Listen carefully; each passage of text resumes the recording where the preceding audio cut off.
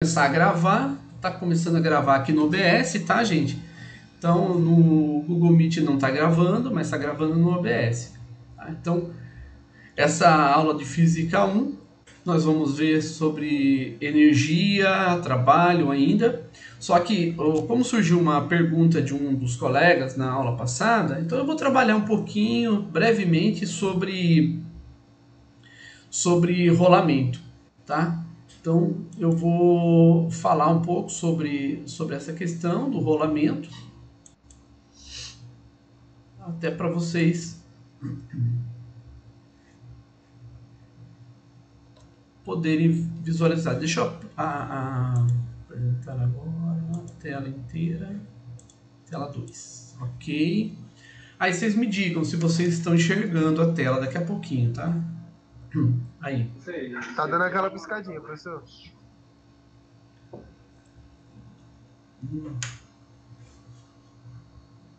Que isso? Ou é só no meu, galera? Eu tava piscando, era só no meu? Ou tava de todo Não, mundo? tava piscando mesmo. Deixa eu ver aqui novamente.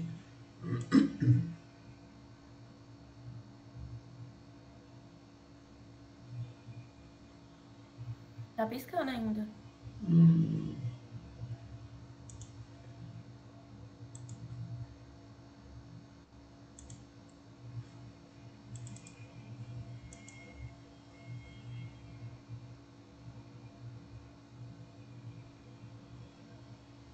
Tá piscando? Agora tá tranquilo. Não, tá tranquilo Tá agora. tranquilo? Ótimo. Então vamos lá. Bom, então a pergunta que o Rafael fez para nós foi sobre rolamento, né? E a dúvida dele era como que um disco ou uma bola, né? Quando você joga ela com efeito, por que ela volta, né? O que faz ela voltar? Eu vou explicar, eu expliquei rapidamente, bem por alto, isso me fez ficar com um pouco de crise de consciência aí, porque eu falei, não, acho que o Rafael merecia uma resposta mais técnica, uma resposta mais aprofundada, né? E aí eu fui buscar, né, para preparar essa aula para vocês, né? Então, nós temos aqui o disco, né, num primeiro momento e num segundo momento. Então, no primeiro momento, observe o ponto P. Né? Nós vamos fazer sem deslizamento primeiro. Então, sem deslizamento, o que vai acontecer? Cada ponto do disco vai tocar o chão uma única vez. Ou seja, ele não derrapa, tá? Sem derrapagem, sem deslizamento.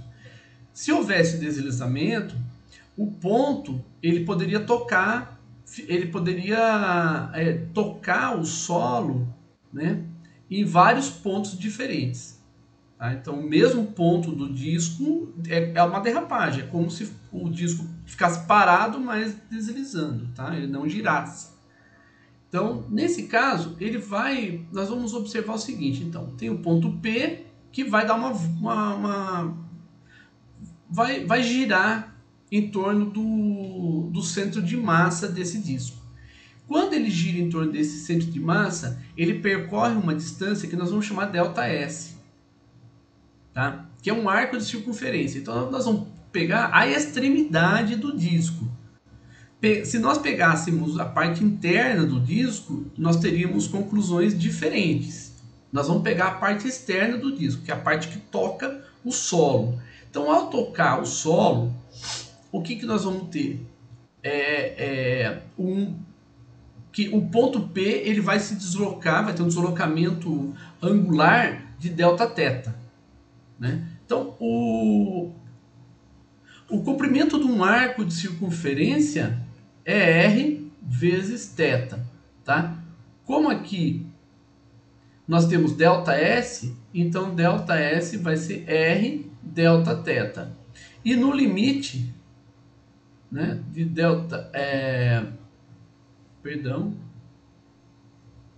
aqui, no limite de ΔT tendendo a zero, né, nós vamos ter ds dt igual a r dθ dt, isso levando em consideração que o raio seja fixo, que o raio seja constante. Tá? Então nós temos aqui a velocidade do ponto P, a velocidade linear do ponto P é r ômega, tá? Nesse caso. Então o que acontece? O disco também se deslocou, aqui nós estamos olhando o deslocamento do centro de massa do disco. Então veja, se não tem deslizamento nem derrapagem, o ponto P se desloca de ΔS.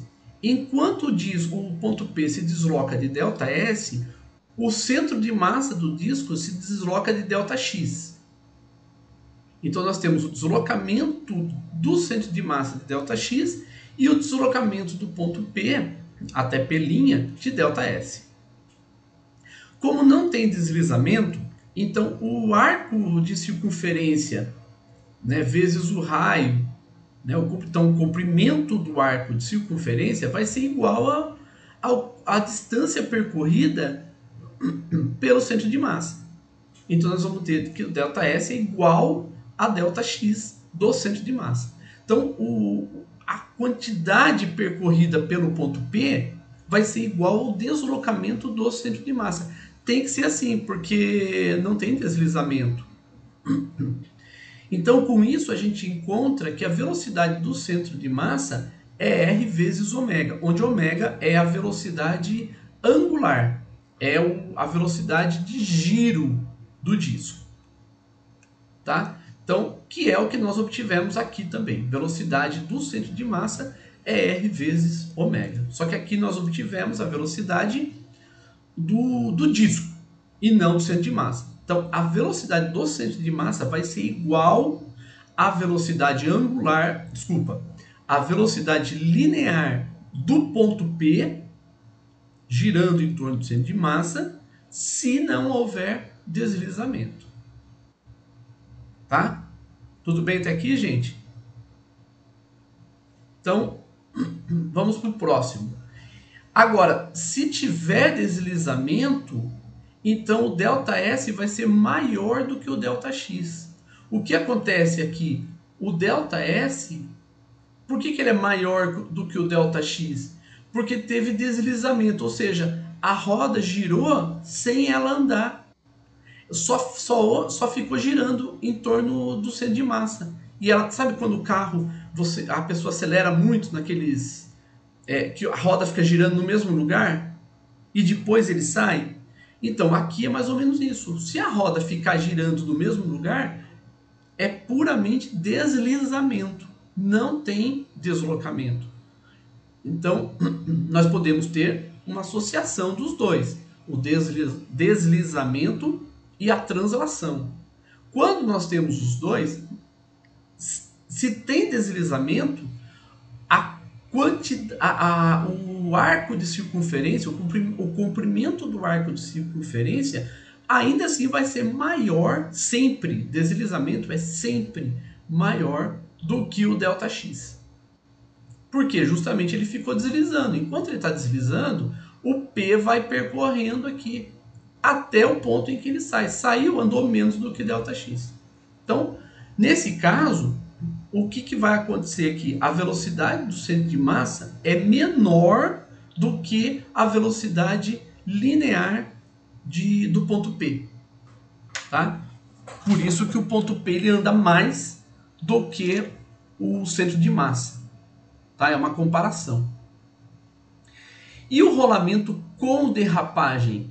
O rolamento com derrapagem, o Δx vai ser maior. Ele derrapou. Então ele foi e andou mais do que se fosse só deslizamento. Então aqui com derrapagem ele não desliza.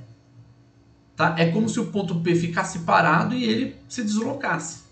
Então o ponto, que é quando você freia, freou o carro, as rodas travam e o carro continua andando, então aí tem derrapagem. Então o Δx vai ser maior do que o Δs. Isso significa que a velocidade do centro de massa vai ser maior do que r ômega. Tá? Então, o que nós podemos dizer sobre... Deixa eu pegar aqui uma forma. qualquer. Então, deixar aqui, tá? Então, se nós pegarmos o centro de massa, deixa eu colocar aqui uma velocidade qualquer. Bom, essa daqui é a velocidade do centro de massa, é a velocidade de translação. Então, quando ele vai transladar, ele tem essa velocidade de translação, tá? Sem deslizamento,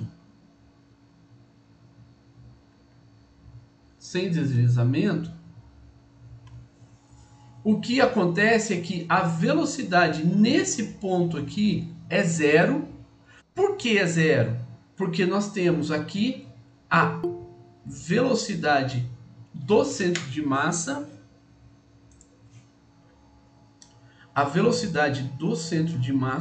deixa eu colocar aqui retinho, porque ela é linear, tá? E a velocidade do ponto P. Então, o ponto P tá, o ponto P tá aqui.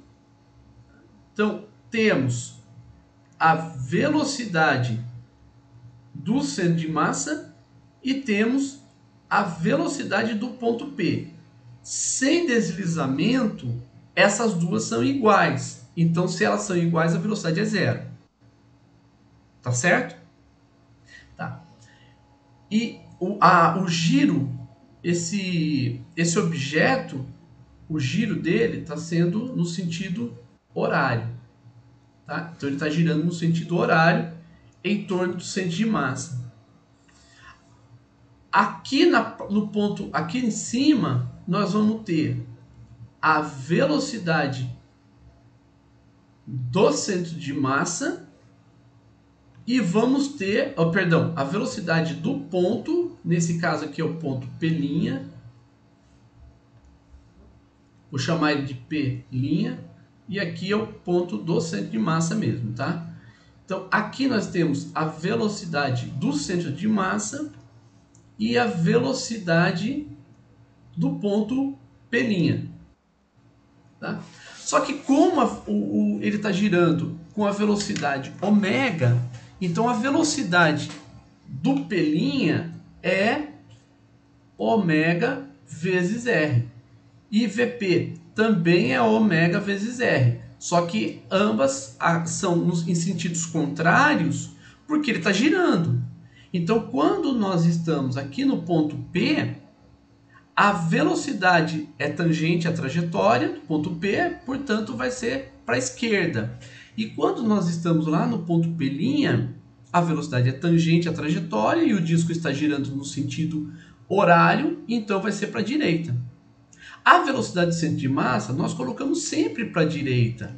Então o que vai acontecer lá no topo, antes disso, a velocidade do ponto do centro de massa, aqui, deixa eu chamar de outro nome, eu vou chamar de P duas linhas, e a velocidade do P duas linhas é zero. Por que é zero? Porque o ponto central, o raio é zero. Se o raio é zero, então a velocidade angular é zero. Né? Se a velocidade, a velocidade angular vezes o raio vai ser zero. Tá? Então a velocidade angular vezes o raio, porque o ponto P está em zero, no raio zero. Então a velocidade linear vai ser zero. E aqui no topo? No topo vai ser a soma dessas duas. Então, se é a soma das duas, do VCM e da velocidade P', então a velocidade nesse ponto vai ser duas vezes a velocidade centro de massa. Então a velocidade P' é duas vezes a velocidade centro de massa. A velocidade de P duas linhas é a velocidade centro de massa. E a velocidade do ponto P é zero. Por isso que quando você olha um carro, por exemplo, se deslocando, uma bicicleta, se você olhar os raios da bicicleta na parte de baixo, você vai olhar com maior nitidez do que os raios da parte de cima. A parte de cima tem uma velocidade linear maior do que a velocidade na parte de baixo. Tá? Então, isso é observável. Você consegue observar isso daí. Tá certo, gente? Entenderam essa parte? Tem alguma dúvida? Vocês querem falar alguma coisa até aqui?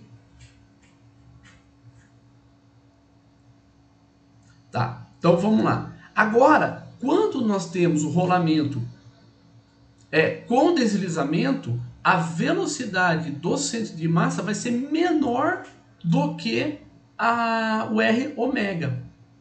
Então, deixa eu copiar essa esfera aqui e vamos colocar aqui. Então, agora nós vamos olhar com deslizamento. Então, é rolamento com deslizamento. Então, a velocidade do centro de massa é menor do que R ômega. Então, o que vai acontecer aqui? Nós vamos ter, nesse ponto aqui, nós temos R. Deixa eu colocar aqui um pouquinho mais grosso.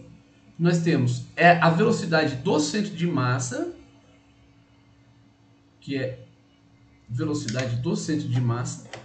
No ponto central, nós temos também a... Deixa eu só tirar daqui só um pouquinho, só para copiar esse cara aqui.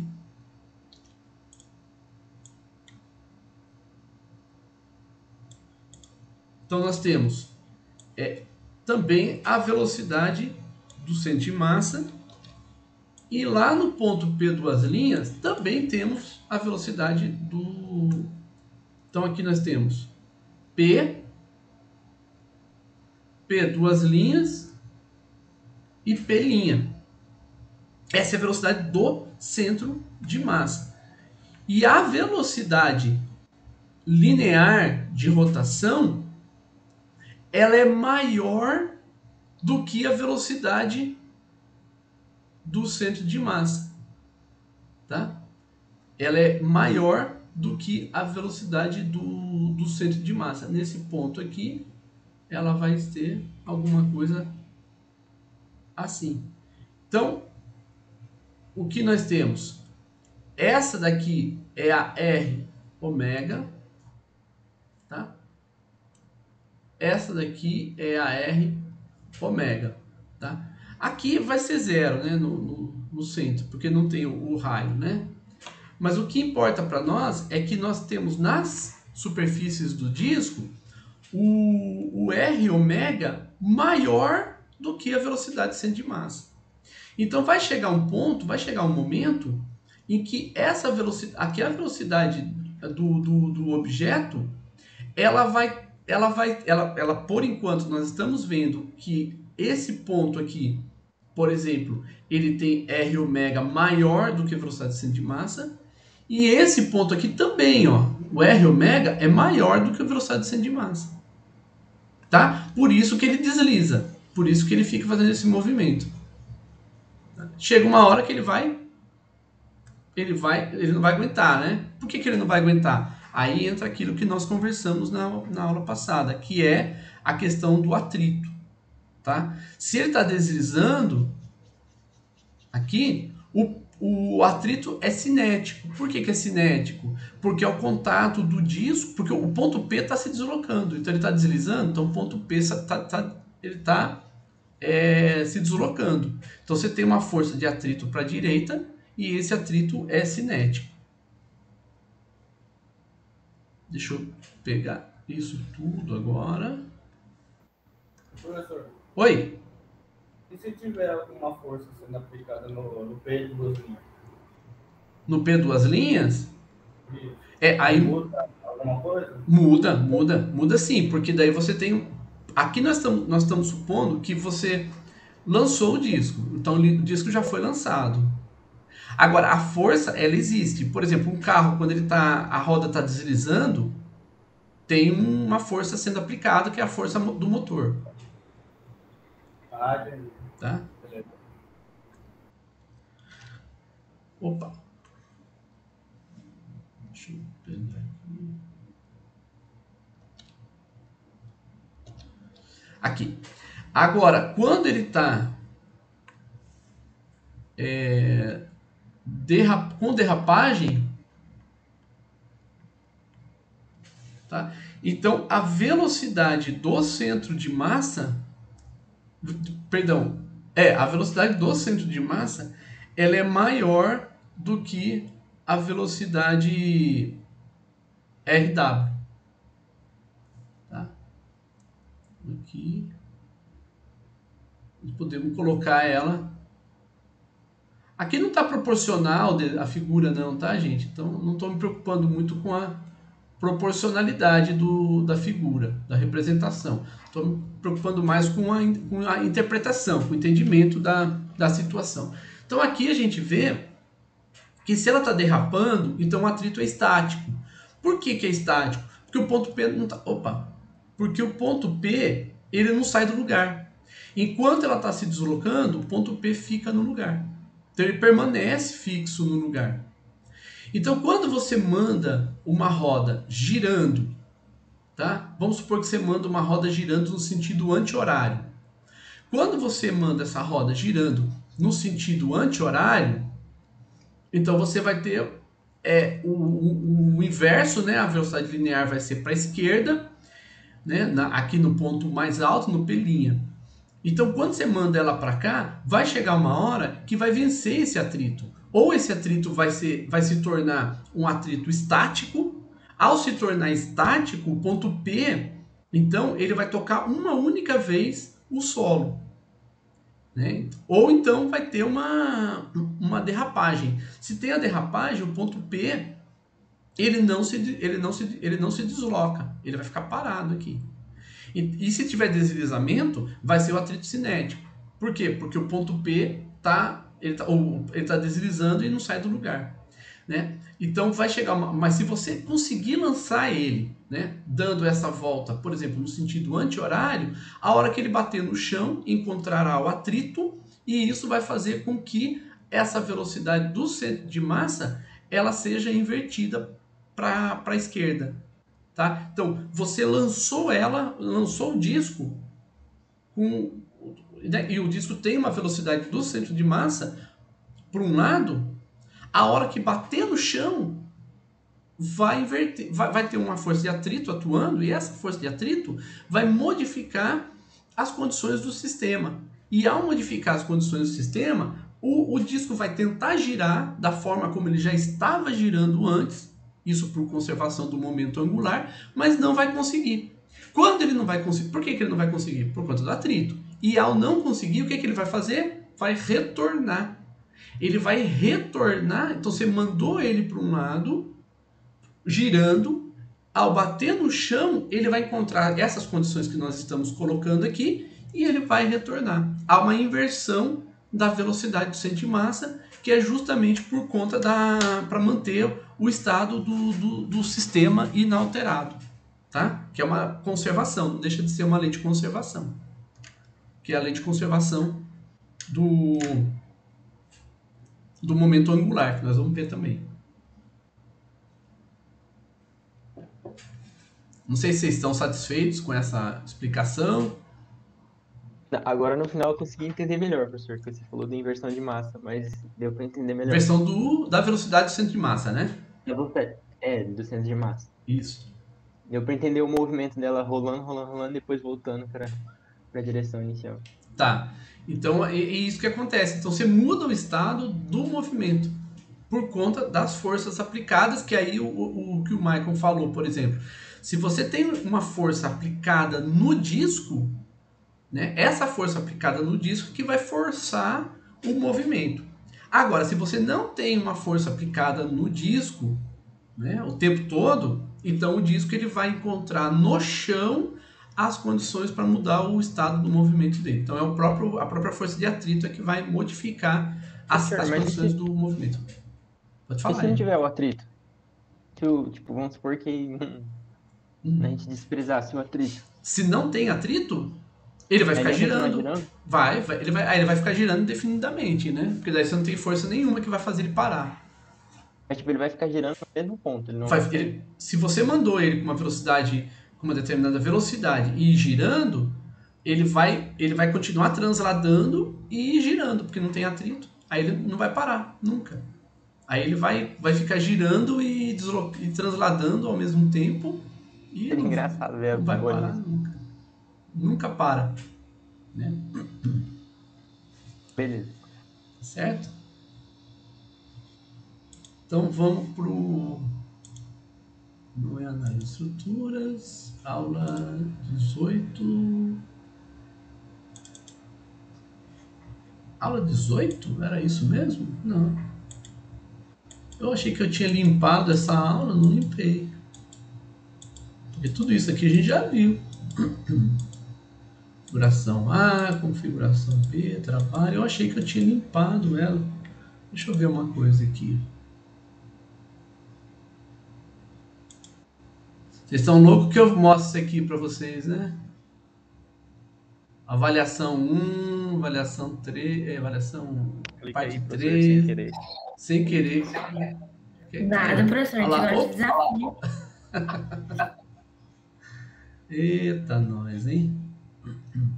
Bom, vamos... Esse aqui também a gente já viu. Não, esse a gente não viu. Esse a gente não viu.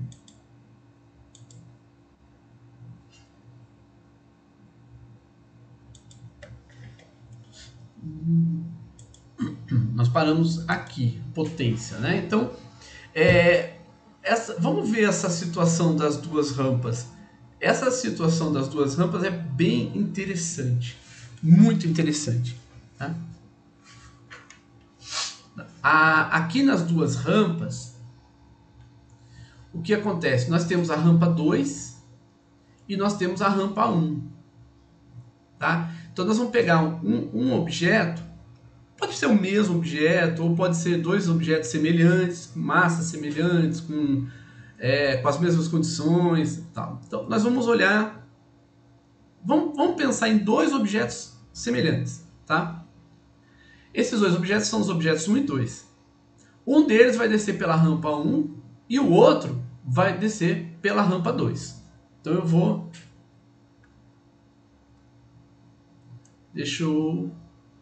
Vou fazer o seguinte... Aqui, cadê?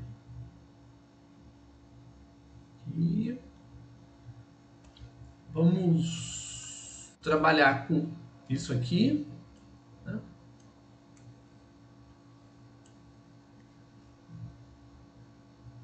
Depois a gente vê isso daqui. A ideia é que ambos eles saem desse ponto A com a mesma velocidade, ou seja, a velocidade 0. Então eles são colocados nesse ponto e eles saem com velocidade 0. Tá? Essa que é a ideia que nós temos agora. Eles vão descer até o ponto B. Tá? Eu vou fazer duas perguntas para vocês. Vou fazer duas perguntas. Pergunta 1.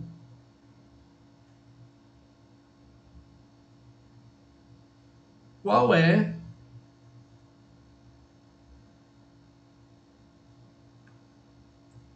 ou melhor, a velocidade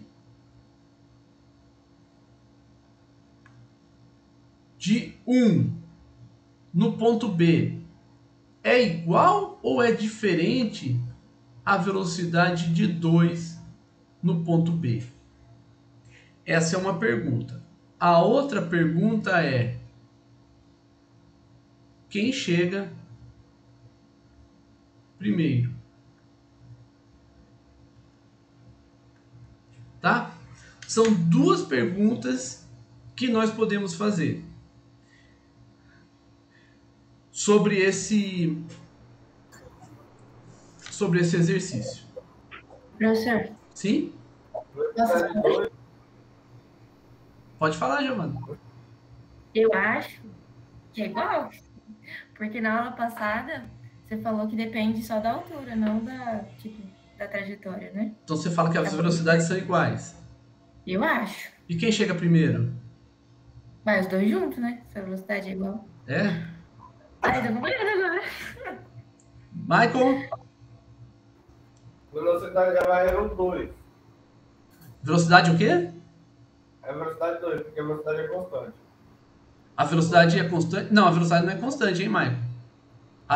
Ele sai com a velocidade zero, eles estão posicionados no ponto A com velocidade nula. Não tem atrito, mas quem faz os dois descerem é a força gravitacional. Então vai ter uma aceleração. Então, vai pegar e vai ganhar velocidade, não é isso? Eles vão ganhar velocidade. Então a velocidade que eles chegam no ponto B vai ser a mesma ou vai ser diferente? Então, É diferente. Diferente? Por quê? Porque a 1 vai aumentar a velocidade, como eu falei. Aí a 2, a velocidade provavelmente vai ser contínua, de acordo com a gravidade, como você falou. Tá. Então vamos ver isso aí? Então vamos lá. Vamos lembrar o seguinte. Na aula passada, nós vimos algumas situações e uma das situações era se tem um objeto e esse objeto ele cai em queda livre, ele vai cair sob atuação exclusiva da força gravitacional. Então ele vai cair exclusivamente por conta da força peso que atua sobre ele. Então é a interação dele com a Terra. Nesse caso que nós temos aqui, então nós temos que v ao quadrado igual a velocidade inicial ao quadrado menos 2 vezes a aceleração vezes a altura. E ele sai com a velocidade zero. Tá? Então, a velocidade inicial dele é zero. O h vai ser negativo porque nós colocamos o y para cima. Então, se nós colocamos y para cima, então nós vamos ter o h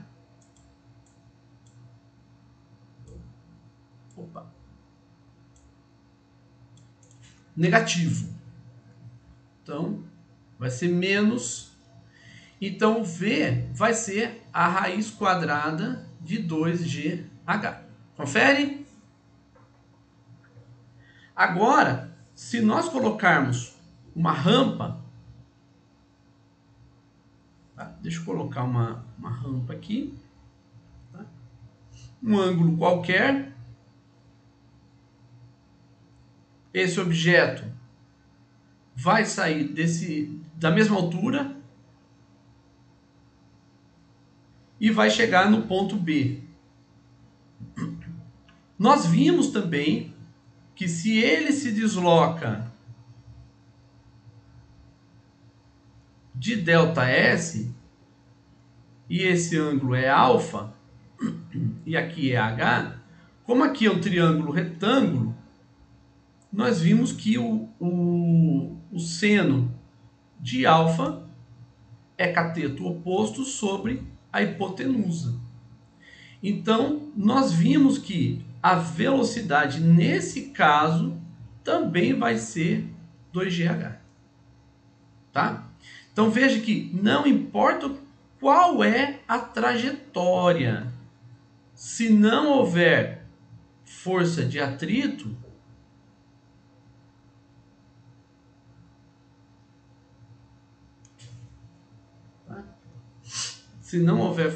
força de atrito, então a velocidade do objeto ao chegar aqui embaixo vai ser 2g, raiz quadrada de 2gh. Tá? Então, não importa se ele dá volta, se ele não dá volta, não importa como é a trajetória. O que importa é que ele vai sair com velocidade igual a zero, então ele vai chegar com velocidade raiz quadrada de 2gh. Então, nesse caso aqui, tá? Como a Giovana falou, eles vão chegar com a mesma velocidade. Então, a gente pode dizer que isso é correto, tá? Então, as velocidades vão ser as mesmas. Aí a pergunta, quem vai chegar primeiro, vai depender da trajetória. Então, quem chega primeiro depende. A velocidade não, mas quem chega primeiro depende da trajetória. Então, Professor, pode falar. mas como assim que a velocidade vai ser igual e eles vão chegar em tempos diferentes? Veja que na trajetória 2, ele vem direto e cai até B. É o que ele acabou de falar, depende da trajetória. Isso, mas a Giovana ela perguntou por que depende da trajetória. É isso, Giovana? Porque, olha só, aqui no 1 ele ganha velocidade mais rapidamente. Ele ganha velocidade mais rapidamente. Aí depois a velocidade dele diminui. Diminui não, a taxa de variação da velocidade vai caindo, porque a inclinação é menor. Então ele ganha muita velocidade aqui no começo, mas depois ele ganha pouca velocidade. Então, esse aqui não. O Michael até falou isso, né? Alguma coisa relacionada a isso. Que ele vai ganhar velocidade aqui de forma contínua. Então, nesse primeiro caso, aqui, a aceleração é constante. Aqui, a aceleração não é constante. Tá? Então, ele ganha muita velocidade no começo, mas depois ele ganha menos velocidade. Mas, e isso é importante a gente ver, mas a velocidade do objeto 1 no ponto B vai ser igual à velocidade do objeto 2 no ponto B. Então, o que acontece é que um ganha velocidade mais rapidamente do que o outro. Mas no final eles vão ter a mesma velocidade. Então a trajetória vai influenciar. Só por curiosidade, gente, a trajetória que vai ser que o objeto vai chegar primeiro é uma função matemática que se chama braquistócrona, tá? Essa daqui é a função matemática que descreve a trajetória que o objeto ele vai chegar primeiro. Então ele chega primeiro aonde? Na braquistócrona. Então se for uma braquistócrona, vai chegar primeiro. E se não for uma braquistócrona? Então aí você vai ter que fazer o cálculo tal para ver qual tipo de função, para ver quanto tempo leva para chegar. E é interessante, porque se nós observarmos, o menor caminho entre esses pontos é essa reta. Se é essa reta, então vai ter outra curva que ele vai chegar primeiro? Apesar de... Sim, é a braquistócrona. Deixa eu fazer uma pergunta para vocês. Qual é a menor distância entre dois pontos? Só uma curiosidade. A reta? É uma reta? Eu acho que é. Adoro essa pergunta. Então, no espaço euclidiano, sim. Mas se for espaço não euclidiano, Quer ver? Deixa eu ver se eu vou conseguir representar aqui para vocês. Imagina o seguinte. Vocês têm aqui uma esfera. Professor, Oi? a caixa de mensagem, o pessoal tá falando lá.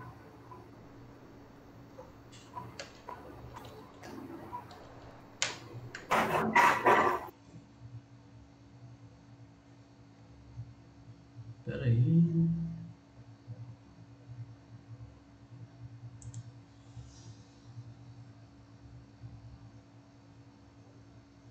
Acabou a bateria. É isso, Michael? Perguntaram quem é Euclides. Quem é o quê? Euclides. Ah, na mensagem do Google Meet. Eu tô olhando na mensagem no WhatsApp. O professor não tá visualizando, aí por isso que eu tô avisando, senhor. Opa, obrigado. Deixa eu ver aqui. Abrir a caixa de mensagem. Cadê? Ah, tá. O Rafael perguntou quem é Euclides. Mais um conceito do ensino médio. A vida é dura, né? A questão, quem é Euclides? Euclides. Não é Euclides da Cunha, tá, gente? É Euclides da Cunha que escreveu os Sertões, né? Nós estamos falando do Euclides, matemático, Euclides, grande matemático, tá? Geômetra. Esse que nós estamos falando, do geômetra, não do Euclides da Cunha. A matemática toda, que praticamente a parte de geometria, praticamente que nós trabalhamos, é a matemática de Euclides. Então, dá uma pesquisada aí para ver quem é o Euclides e tal. Então, na superfície da esfera, eu quero sair do ponto A e quero chegar até o ponto B. Tá? Se eu estou na superfície da esfera, veja que nós vamos andar aqui no meridiano, né? No meridiano não, numa curva, e depois vamos ter outra curva. Pode ser assim. Pode ser assim também, ó. Venho aqui numa curva e depois venho em outra curva. Só tem curva. Sim, e se eu vier para cá, também uma curva. Então, na superfície da esfera, não tem reta. Então, qual é a menor distância entre dois pontos numa superfície esférica? Não é a reta. Tanto é que se um avião vai da Califórnia vai para Calcutá, ele não vai em linha reta. Tá certo? Ele vai como? Uma geodésica. Tá? Pessoal da engenharia de Minas aí, ó, quando for trabalhar com mapas, Estão trabalhando com drone também. Oi? Estão trabalhando com drone agora, usando geodésico. Aí, ó, exatamente, é bem isso mesmo. Curvas de nível, tudo isso aí. Ah, Rafael, é verdade, né? Se a Terra for plana, né? Como é que faz? E aí eu pergunto para vocês, então, se a superfície da Terra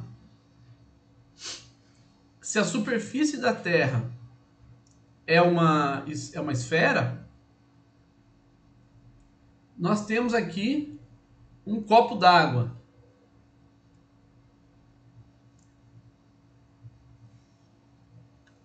A água forma um plano?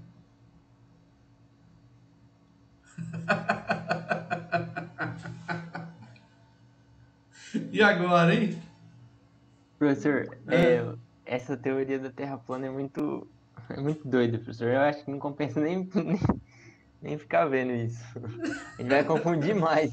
Sim, mas por isso que eu tô trazendo um copo d'água aqui, ó. A água que está aqui. Oi, pode falar, João. Essa questão aí tem sobre a tensão da superfície da água também, né? Ela fica assim mesmo. Ela vai ficar assim, ó. Superfície, né? Tem a tensão superficial aí, ó. Exatamente, João. Tensão superficial, né? Pressão aqui. É por isso que se tiver um lago, O lago não é plano, né? E se tiver aqui a patinha aqui, eu vou desenhar a patinha, não sei como é que desenha a patinha de um mosquito, por exemplo. Forma uma tensão superficial, por isso que ele não afunda. Né? Tem isso aí. Né? Por isso também que se você segurar um canudinho, se você segurar um canudinho na parte de cima, cheio de líquido, na parte de baixo também vai criar uma tensão superficial. Tá?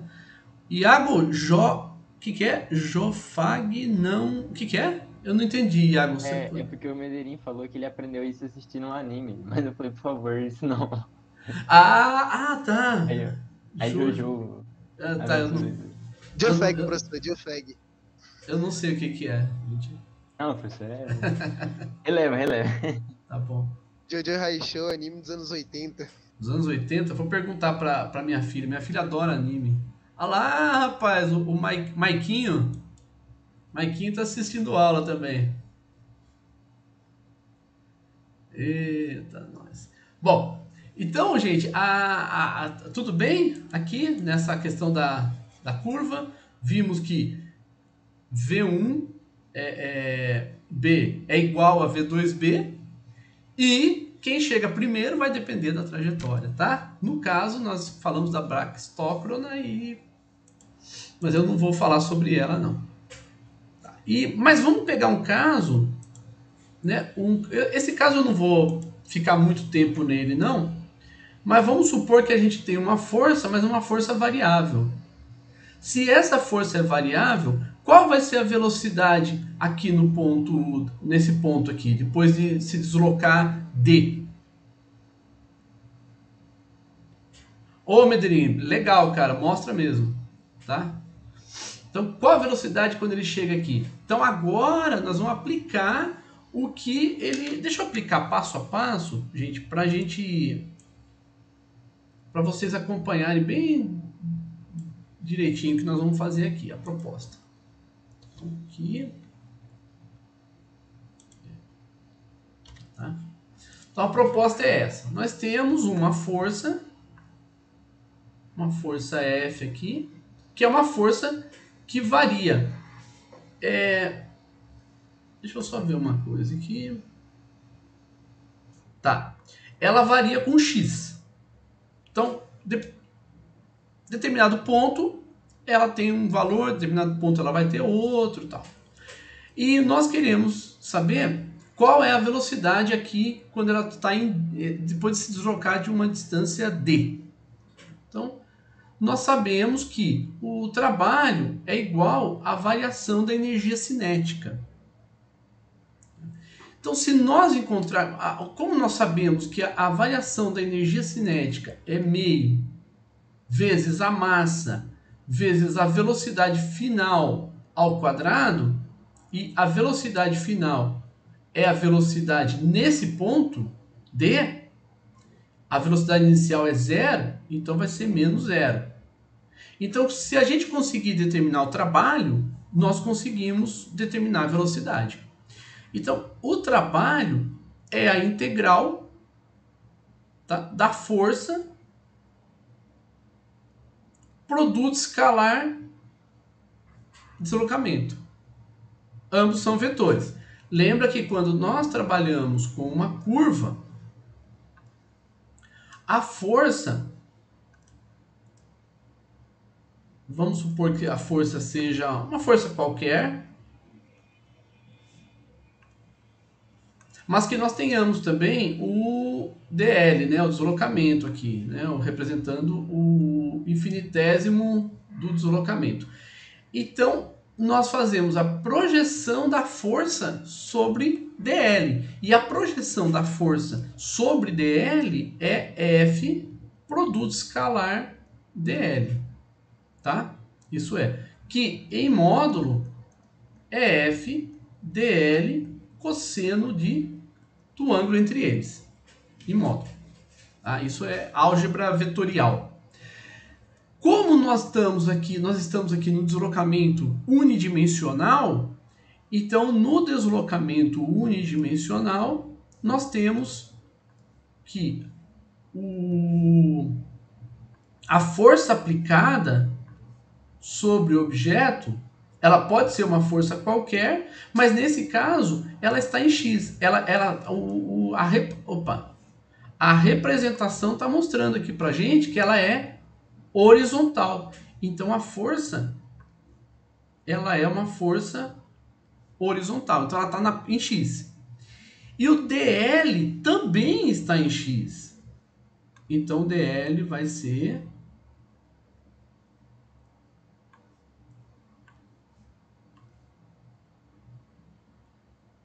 também em X. Tá? Então nós temos aqui DL. De tal forma que F, produto escalar DL, como o ângulo entre eles é zero, o cosseno de zero é zero.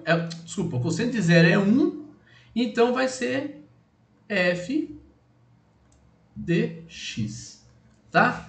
Então aqui a gente pode escrever como sendo a integral de F dx. Tudo bem, gente? Até aqui? Vocês entenderam a ideia?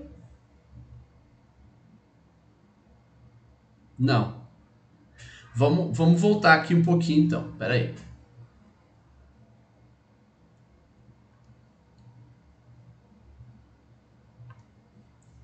Opa, aqui. Vamos devagar aqui. Tá. Nós temos aqui uma trajetória qualquer. Não estou muito... Eu só quero que seja unidimensional. Pode ser inclusive uma queda. Não tem problema. Tá? Aliás, vamos fazer uma queda? Eu acho que a queda vai ser bem legal. Tá? Vamos fazer um objeto em queda. Esse objeto em queda, então vamos supor que ele vai cair de uma certa altura. Tá? E nós queremos saber qual é a velocidade dele nesse ponto final. Nós já fizemos isso, a gente já sabe como que faz, só que eu vou mostrar para vocês agora essa questão da força vezes o deslocamento, tá? Então, A e B. Então, a força que está atuando sobre esse objeto, nós vamos tomar apenas como a força peso. Então, a única força que está atuando sobre ele é a força peso. Tá? Vou colocar vetor e nós vamos escrever que a força atuando sobre esse objeto é igual a menos P. Tá? É menos P por quê? Porque nós escolhemos Y para cima.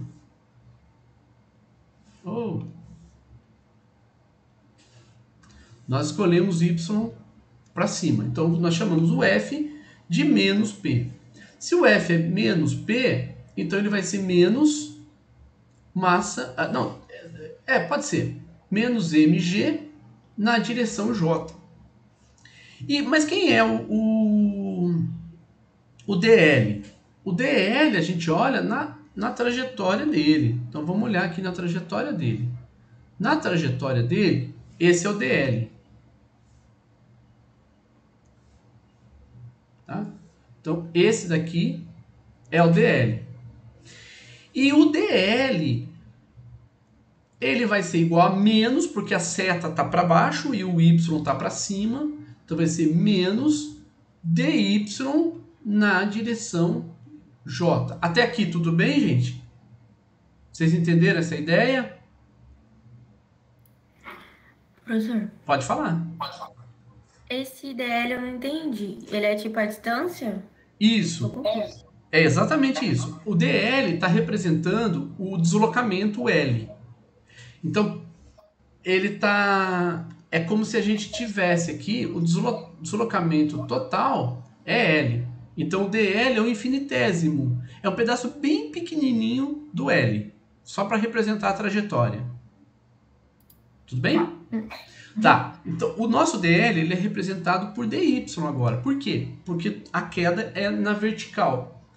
Então, como nós queremos calcular o trabalho, e o trabalho é de A até B, de força, produto escalar o deslocamento, ambos vetoriais.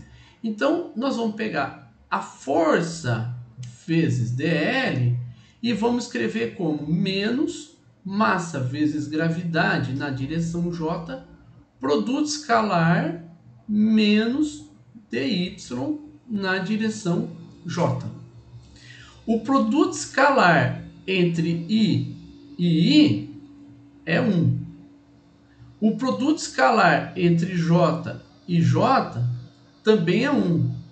E o produto escalar entre K e K também é 1. Lembra disso, gente? O I é uma representação da direção X. J é uma representação da direção Y. Só direção. Ele só representa a direção. Ele não representa sentido e não representa a intensidade. É apenas a direção, tá? E o K representa a direção Z, tá? Agora, se nós fizermos I com J, é 0. Por quê? Lembra que o produto escalar, o módulo de U, produto escalar V, é o módulo de U vezes o módulo de V vezes o cosseno do ângulo entre U e V. Então, se nós temos aqui um vetor U e um vetor V, e um ângulo entre eles, θ, o produto escalar entre esses dois é o módulo de U vezes o módulo de V vezes o cosseno do ângulo entre eles. Se o vetor I é na horizontal, então nós temos I e I. Como eles estão na mesma direção, o ângulo entre eles é 0. Cosseno de 0 é 1. Então, o produto escalar entre o módulo do produto escalar entre eles vai ser o módulo de I vezes o módulo de I vezes o cosseno do ângulo entre eles. O módulo de I é 1, porque ele é um vetor unitário. Por que ele é unitário? Porque ele só representa a direção. Ele não representa nem o módulo e nem o sentido. Ele só representa a direção. Então, isso aqui vai ser igual a 1. Por quê? Porque o cosseno do ângulo entre eles é 0. O cosseno de 0 é 1. Então, o módulo deles vai ser 1. Tá? Que é o que está representado aqui. Vale o mesmo para J e para K. Agora, se for I com J, por exemplo,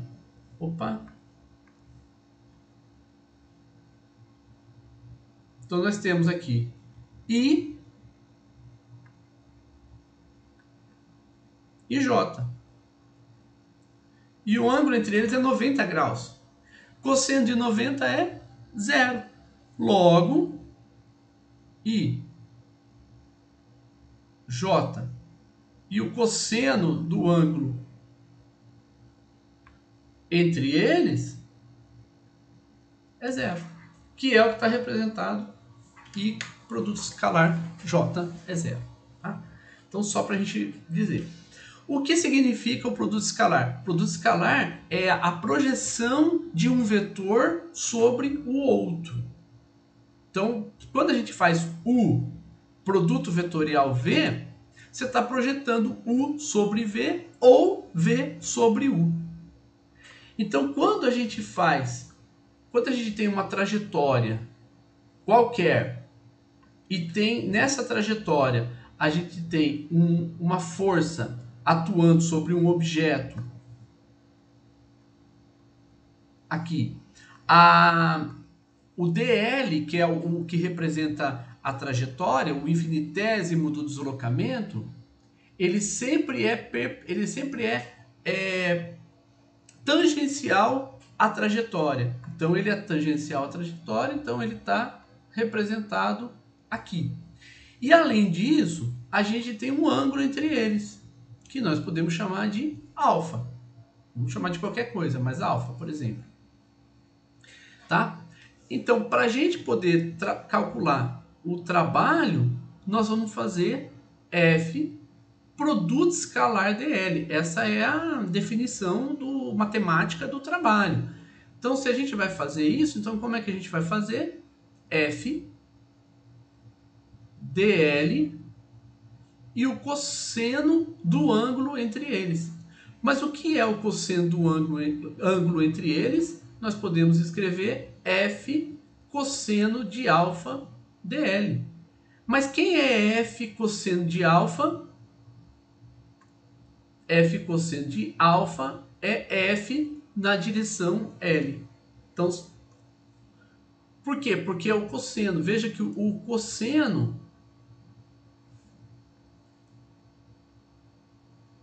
tá aqui. Ele é o FL, né? Que é igual a F cosseno de alfa. Por que cosseno de alfa? Porque é a componente adjacente ao ângulo. Então, F cosseno é a projeção de F na direção L. Tá certo? E a perpendicular é, digamos que seria aqui, nesse ponto, tá? Vamos chamar de F perpendicular. F perpendicular. Então, nós temos aqui que o F perpendicular, ele é igual a F seno de alfa. Então, você tem aqui as projeções do vetor F. F cosseno alfa e F seno alfa. Tá? Construindo o trabalho, nós vamos ter F produto escalar dl. Como é que vai ficar isso aqui? Vamos fazer o F dl novamente, tá? Então, o F produto escalar dl vai ser o FL na direção L mais F perpendicular na direção perpendicular. Então, nós temos a componente na direção L e a componente na direção perpendicular a L. Tá? Produto escalar dl. Tá? O produto escalar entre a componente perpendicular e dl é identicamente vai ser zero, porque é um vetor produto escalar a perpendicular a esse vetor. Então, se nós temos um vetor perpendicular ao outro, o produto escalar vai ser zero. Por quê? Porque o cosseno de 90 é zero. Então, esse termo aqui, que tem a componente perpendicular da força, vai ser zero. Então, o que sobra para nós? FL na direção L vezes DL na direção L. Então, sobra FL DL. Tá? Então, o trabalho vai ser igual a componente da força na direção L dl. Tá? Que é o que nós fizemos aqui. Quando nós fizemos F produto escalar dl, o que nós fizemos? Utilizamos a força. Quem é a força? É a força peso. Tá? E utilizamos o dl. Então, é a componente do peso na direção vertical, que é o próprio peso, porque o peso é na vertical. E a componente de dl na vertical, que é o próprio dy. Por quê? Porque dl também está na vertical. Então, se ambos estão na vertical, então nós podemos escrever dessa forma. Deixa eu copiar isso aqui tudo, porque agora nós vamos fazer esse cálculo. Eu vou limpar ele, tá, gente? Fiquem tranquilos. Aqui.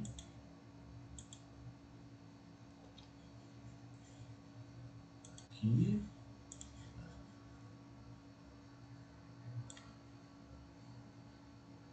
Deixa eu limpar aqui.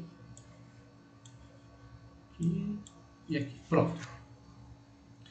Então agora escrevemos o trabalho como sendo a integral de A até B. Deixa eu terminar de escrever o FDL. Então o F, produto escalar DL, vai ser igual a menos com menos mais, vai ficar mg dy, porque j com j é 1. Então agora sim, o trabalho de A até B, que é o trabalho da força-peso para levar o objeto de A até B. É assim que a gente lê, tá? É o trabalho para levar o objeto do ponto A até B. Vai ser a integral de mg dy. Se a distância total é L, então nós vamos escrever como a integral de L, que é a altura que ele se encontra, L, se aqui for zero, tá? Até zero, porque ele está caindo. Então é de L até zero, não é de zero para L. Se fosse de zero para L, ele sairia de B e iria para A. Não é o caso, ele sai de A e vem para B. mg dy. mg é constante. Lembra os exercícios de cinemática que nós fizemos sobre integral, que tem a lista, que vocês fizeram todos os exercícios da lista, tal? É aqui agora. Então nós vamos ter como o mg é constante, então nós vamos fazer mg integral de 0 até L dy. Então o trabalho vai ser mg, a integral de dy é y, de L até 0, que vai ser mg 0 menos L, que vai ser menos mgl. Se nós dissermos que o L é igual a H, então o trabalho vai ser menos mgh. Tá? Então esse é o trabalho da força-peso para deslocar o objeto do ponto A até o ponto B. Tá? Então nós fizemos. Ah, professor, mas ficou muito confuso. A questão da confusão é nós precisamos organizar os nossos pensamentos. Então agora eu vou voltar um pouco. Vou usar agora na horizontal. Então agora nós vamos pegar esse exercício aqui na horizontal para a gente poder trabalhar a organização dos nossos pensamentos.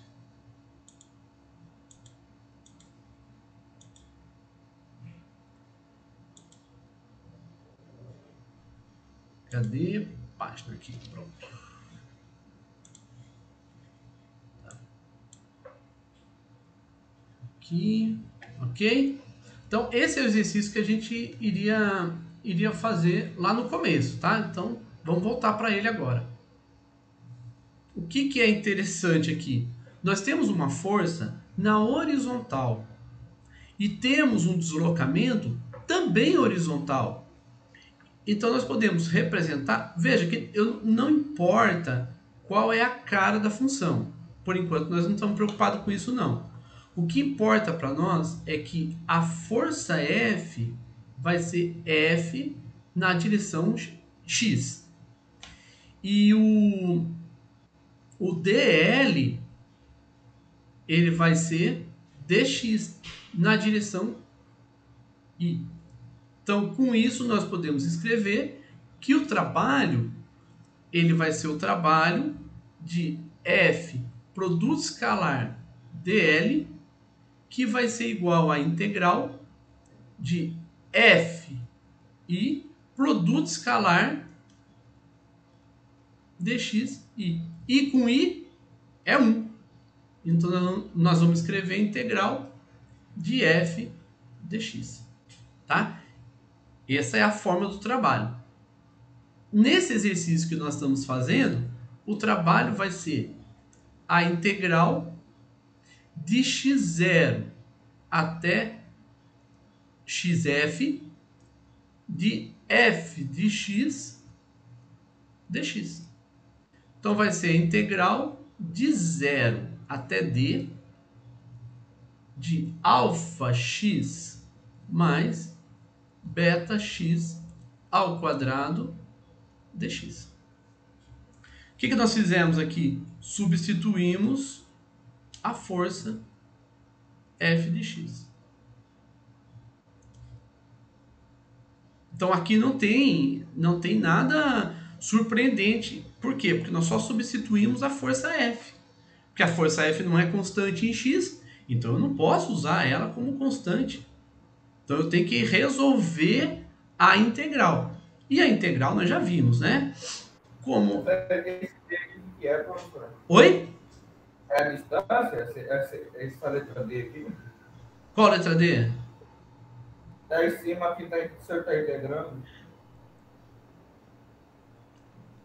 É, isso mesmo. Aqui usamos dois Ds, né? Esse D aqui é a distância. Esse D é essa distância aqui. Tá? Beleza. Esse D é da integral e indica qual é a variável de integração. Tá? Então, se nós temos uma função ax elevado a n, então a integral de fx dx vai ser a sobre n mais 1 vezes x elevado a n mais 1. Isso aqui a gente já viu lá em cinemática e nós vamos usar aqui também. Tá? Então nós vamos ter alfa sobre 2 x ao quadrado mais beta sobre 3 x ao cubo. E os limites de integração são de 0 até d. Então nós vamos substituir por 0, vai dar 0, né? Então vai ser alfa d ao quadrado dividido por 2 mais beta d ao cubo dividido por 3. Seja quem for alfa. Alfa é constante e beta é constante. São parâmetros da força. Isso aqui, né, são números, valores. Então, o trabalho da força F. Então, quando a gente fala trabalho, a gente tem que dizer de quem. Então, o trabalho... Lembra que no caso da queda vertical, nós falamos assim, o trabalho da força peso é tanto. Aqui, o trabalho da força F é tanto. Tá? Então, para a gente poder compreender... Tem alguma dúvida até aqui, gente? Porque daí eu vou passar um exemplo agora que une os dois. Mas eu preciso saber se vocês estão acompanhando. Preciso da manifestação de vocês. Vocês estão acompanhando? Sim, professor. Beleza. Isso é importante. É importante que vocês acompanhem. Professor, eu não vou saber sozinho, não sei o quê. Não, isso é outra questão. Depois a gente resolve isso. Por enquanto se vocês estão acompanhando ou não. Tá? É isso que é importante agora. Então vamos tratar um caso de queda livre. Desculpa, de queda livre não.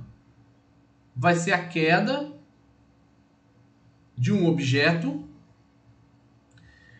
mas um objeto que recebe uma força contrária ao movimento. Então ele vai estar em queda? Sim.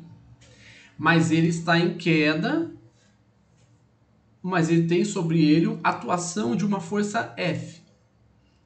Vamos supor que essa força F seja de intensidade 2 Newton.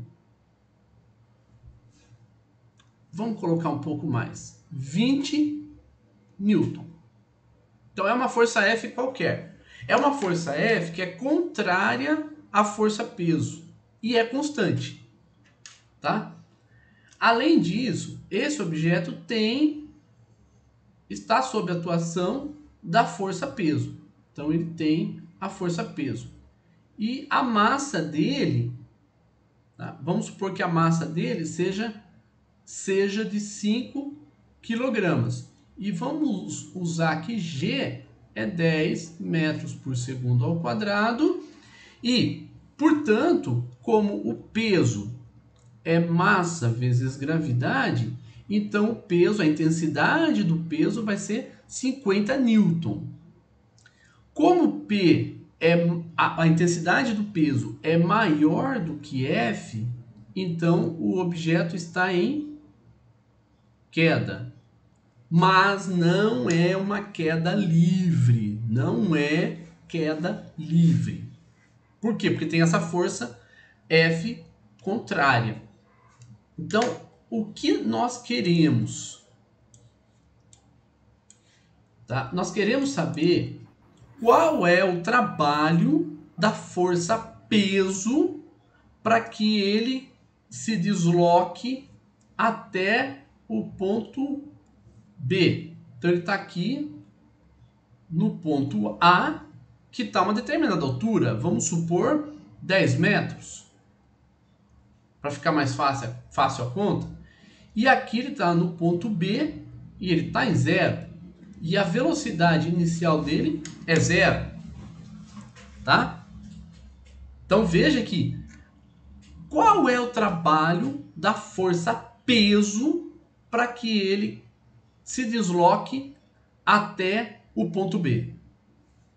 Essa é a pergunta que nós vamos fazer então. A primeira pergunta é: qual é o trabalho da força peso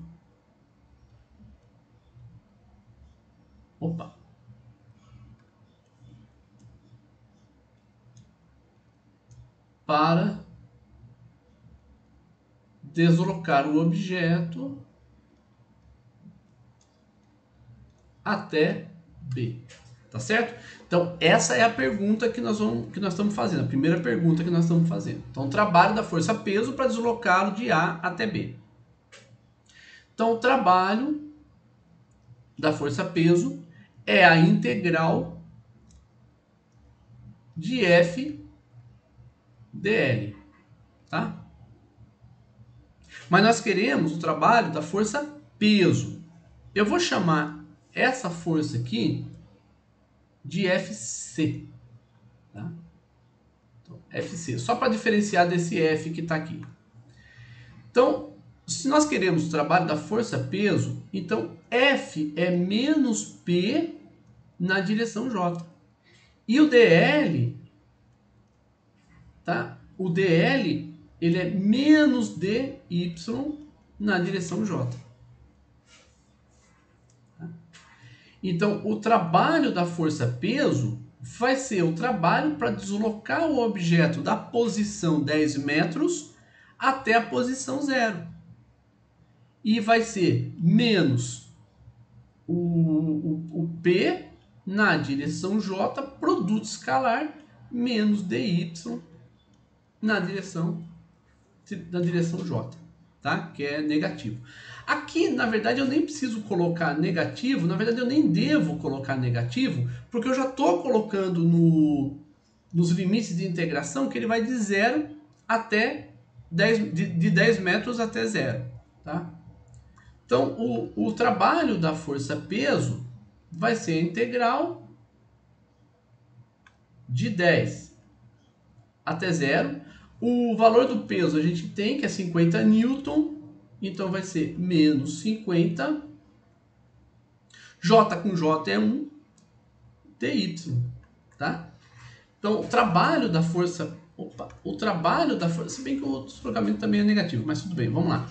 Então, vai ser menos 50 y de 10 até 0. Tá? Então, o trabalho... E aqui nós vamos colocar... que é o trabalho da força peso. O trabalho da força peso vai ser igual a menos 50 vezes 0 menos 10, que vai ser 500 joules. Então esse é o trabalho. Joules é a unidade de energia no sistema internacional. Então o trabalho vai ser 500 joules, tá? Em homenagem ao joule, né? Que nós chamamos normalmente. Então esse é o trabalho da força-peso. Alguma dúvida até aqui? Então agora vamos... Opa! Copiar, Ctrl C. Agora nós vamos fazer outra pergunta. Tá acabando já, tá, gente? A segunda pergunta é: qual é o trabalho da força FC para deslocar o objeto até B? Então veja que a pergunta anterior era: qual é o trabalho da força peso? Então foi específico. Qual é o trabalho da força peso? Agora, qual é o trabalho da força FC? Que é a força contrária ao peso. Então agora nós vamos olhar só para a força FC, não vamos olhar para o peso. Mas nós sabemos que FC é 20 newton na direção Y. Então o trabalho da força FC para levar o objeto de 10 metros até zero vai ser 20 dy. Tá? Que vai ser igual a 20 y de 10 até 0. Então, o trabalho da força FC vai ser 20 vezes 0 menos 10. Então, o trabalho vai ser menos 200 joules. Tá? Então, esse é o trabalho da força peso. Ou da força FC. Então, aqui nós calculamos o trabalho da força FC. E aí, se a gente quiser, a gente pode fazer a terceira pergunta. Qual é o trabalho da força resultante para deslocar o objeto até B? Agora nós vamos olhar para a força resultante. Então a força resultante ela é FC menos P. FC é 20 newton, o peso é 50 newton, então vai ser menos 30 newton. Então o trabalho da força resultante vai ser a integral de 10 até 0 da força resultante dy. Então aqui nós vamos ter a força resultante é menos 30, então vai ser menos 30 a integral de 10 até 0 de dy. Então o trabalho da força resultante vai ser 300 joules. Tá? Depois a gente vai falar sobre essa questão do sinal, tá? Por enquanto eu não estou preocupado com o sinal, não. Mas se nós olharmos lá atrás, nós vamos ver que o trabalho da força-peso é 500 joules. O trabalho da força FC é menos 200 joules. Então nós podemos calcular o trabalho da força resultante como sendo a soma dos trabalhos de todas as forças atuando no sistema, que é o trabalho da força peso mais o trabalho da força FC, tá? Então, isso aqui vai ser o trabalho da força peso, que é 500, mais o trabalho da força FC, que é menos 200. Então, o trabalho da força resultante vai ser 300 joules. Tá? E a gente chegou, obviamente, no mesmo resultado. Deveria ser. Tem que ser o mesmo resultado. Tá certo? Tudo bem, gente? Até aqui? Tá. E aí, como a gente já tem o trabalho da força resultante, agora eu quero saber qual é a velocidade dessa partícula no ponto B. Nossa, professor, eu vou ter que integrar tudo de novo, tal. Não. Opa. Já estava agrupado. Tá? Então, vamos observar que o trabalho da força resultante vai ser 300 joules. E aqui nós vamos nos lembrar também que trabalho é igual à variação da energia cinética. A variação da energia cinética é a energia cinética final menos a inicial. A energia cinética final é meio vezes a massa dessa partícula vezes a velocidade dela no ponto B ao quadrado. E a energia cinética inicial é meio vezes a massa da partícula. Nesse caso só tem uma partícula, se tivesse mais do que uma, teríamos que observar a energia cinética de cada uma delas, vezes a velocidade dessa partícula no ponto A. A velocidade dela no ponto A é 0, então aqui vai ser 0. Tá? Como o trabalho é igual à variação da energia cinética, nós temos que olhar para o trabalho da força resultante. Não posso olhar para o trabalho só de cada uma delas. Nós vamos usar o trabalho da força resultante, porque é a força resultante atuando na partícula que provoca a alteração da velocidade dela. Então nós vamos ter 300 é igual a meio vezes m vezes a velocidade b ao quadrado. A massa é 5, então vai ser 300 igual a onde que eu estava? 5, né, dividido por 2, que é 2,5 VA ao quadrado. Tá certo?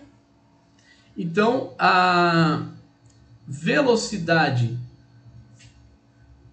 eu estou colocando VA, né? Eu falei VB e escrevi VA, porque é VB.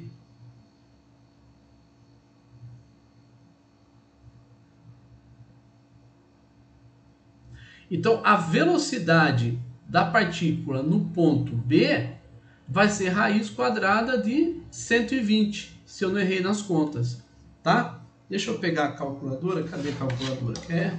Daí eu vejo a raiz quadrada de 120.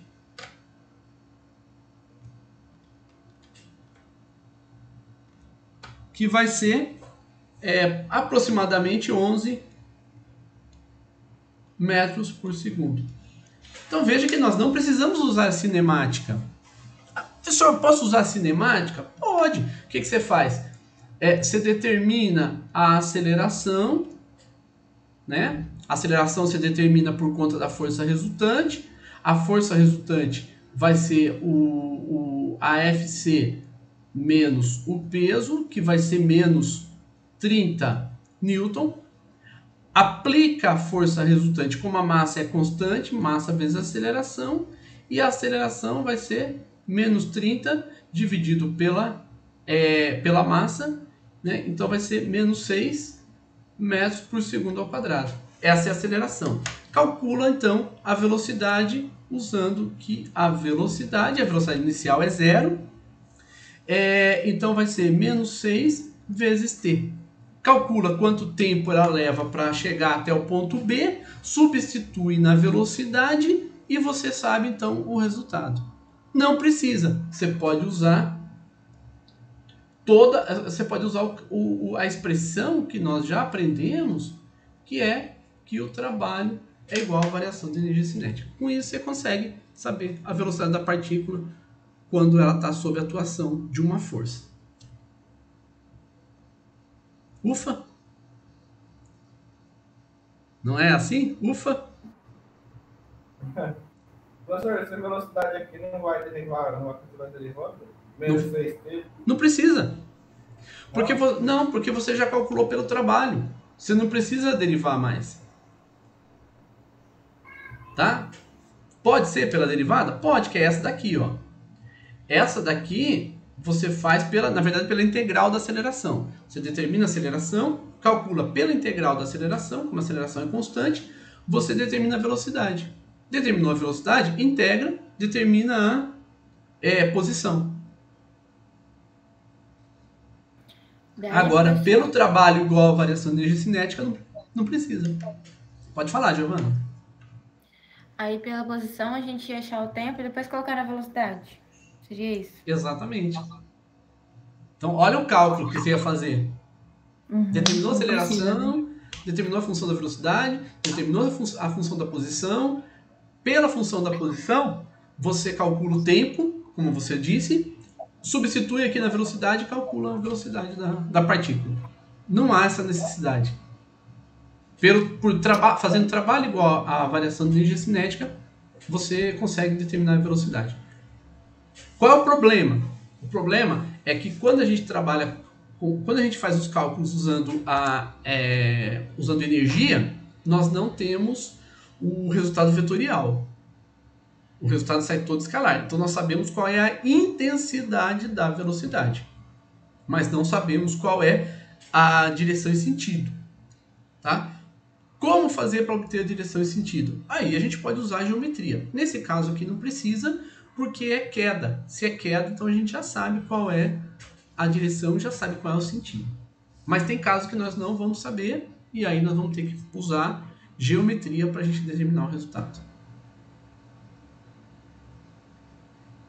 Certo?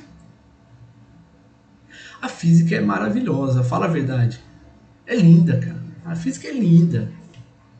Imagina. Amo. Oi? Eu amo física. Valeu, Daniel. Valeu. É lindo, professor, mas complicou agora. Não, complicou. Mas o que acontece? Nós trouxemos alguns conceitos de energia para vocês nas aulas anteriores. Hoje, nós trouxemos algumas aplicações de trabalho. Na próxima aula, nós vamos trazer para vocês alguns conceitos de energia elástica. Tá?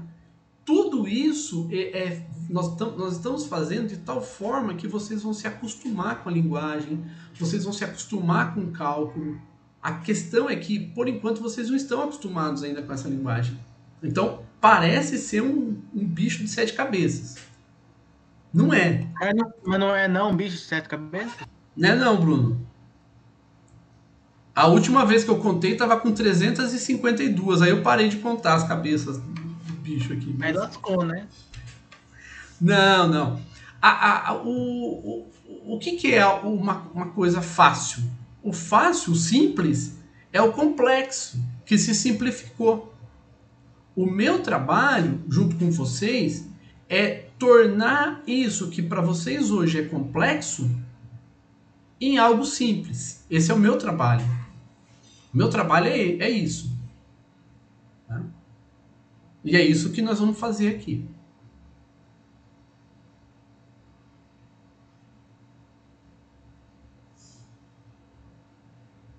Tá certo? Alguma pergunta? Porque por hoje é só. Por hoje é isso. Só, né? Poxa, só? Não é só, professor. Né? Não é só mesmo. Mas tá bom, professor.